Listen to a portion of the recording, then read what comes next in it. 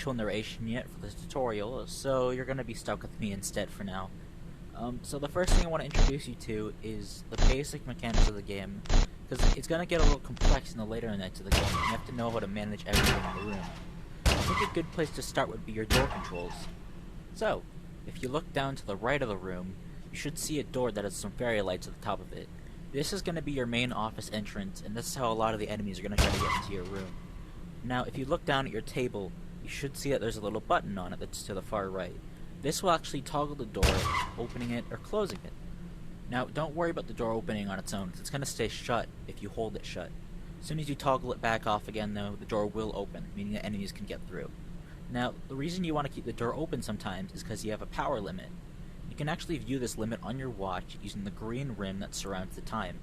Once the green rim turns red, that's power that you've effectively lost, but you cannot get back until the end of your shift. You have to manage all your power the best you can. Now, another thing I want to address is the ventilation duct behind you. If you were to turn around, you should see a ventilation duct behind you.